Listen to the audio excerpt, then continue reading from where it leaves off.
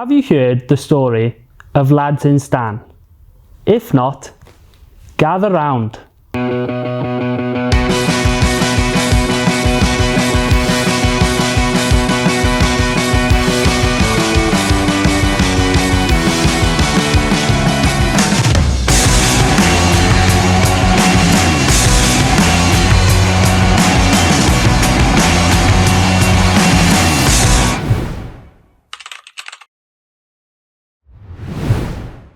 So let's begin the story. In September of 2023, a group of the best canoeists in the world from Wales, in a very specific part of Wales, went on a holiday to Kyrgyzstan. Fun fact about Kyrgyzstan, it's got the longest poem in history. It's got nothing on Dylan Thomas though. Alright, that's enough history for now. Let's introduce the team. So let's begin with team leader Andy Kettlewell, aka Chips. Yes, believe it or not, he was born a ginger. Next up, Huw Butterworth, also known as the British Brick. Some say he's the only person Chuck Norris fears. Onto the Brummy Pod. He thinks he's there to protect the team, but in fact he was there to cook the boys' supper.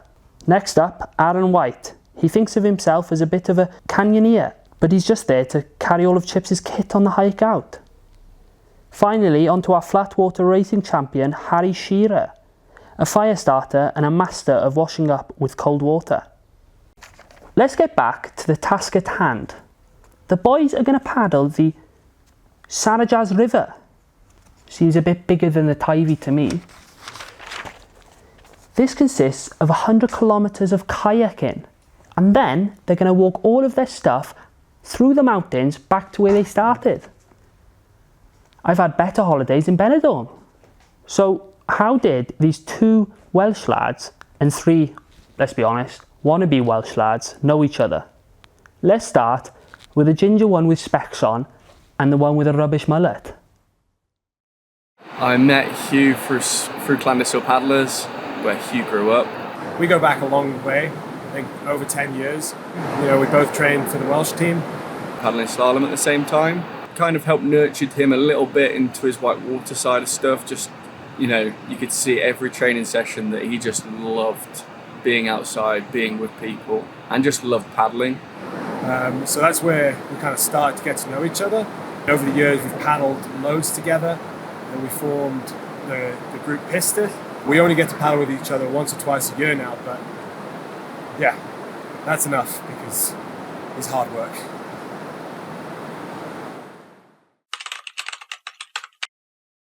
Packing has proved to be an absolute nightmare on this trip so far. We got about 52 kgs of checked luggage plus hand luggage, so to fit everything in has been a bit of a nightmare.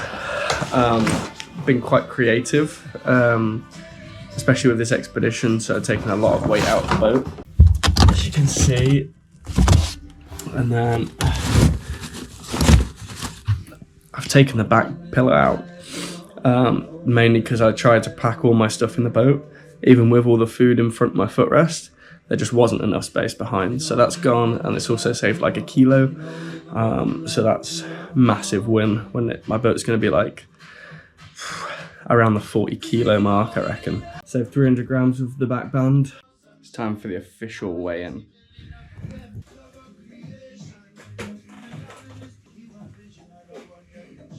$130. Ooh. I'm back in Ötz and the road is still broken.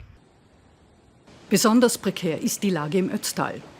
Die Bundesstraße zwischen Umhausen und Lengenfeld wird teilweise weggerissen. Es ist die einzige Verbindungsstraße, somit ist das Tal ab Umhausen nicht mehr erreichbar. So there's a little hike you can do though to kind of go around it, but unfortunately I need all of my stuff at home so I can dry it and pack it ready to leave to Kyrgyzstan, so I have to walk everything back. So I think it's like an hour's hike. Carrying everything. Yeah. Good man. Good luck, man. You too.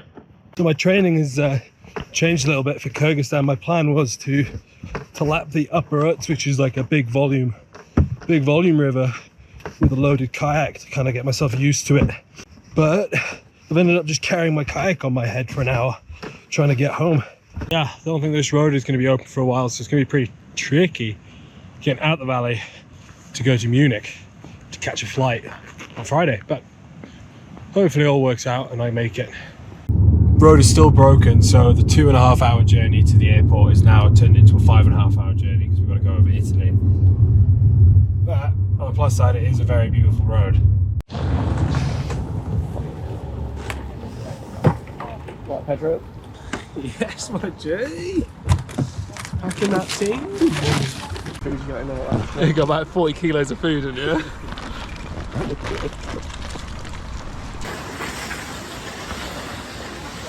I've been at the airport for like 5 hours. I was about to just walk the plane and I saw the boys on the other side of the window. They just landed, they're a bit delayed, but they're gonna go through security now and then hustle over here. And then there will be 4 of us on this next flight.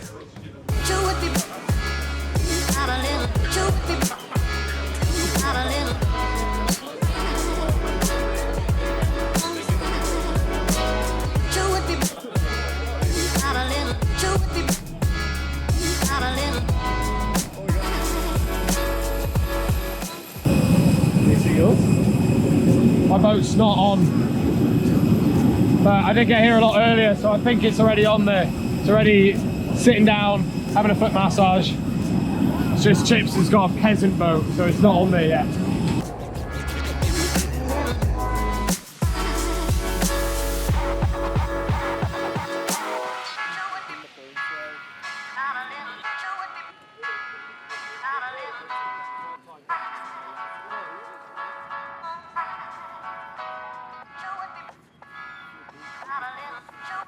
We've got everything.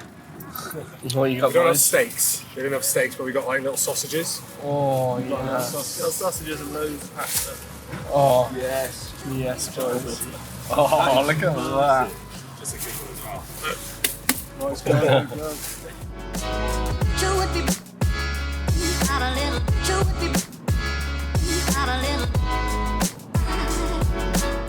How long have we been driving for? Oh, we've been travelling for well over a day. And we are. And then we're maybe an hour away from the river, so all the travelling will be so worth it. Yeah. Oh yeah, hopefully we get on for battle tonight. Well, we definitely will.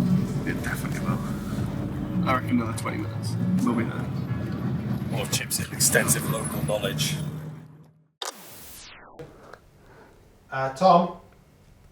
Oh, sorry. They got to Kyrgyzstan, did they? Ah, fair play to them. Right, where were we? So let's see how far Chips' extensive knowledge of Kyrgyzstan gets them in chapter 2.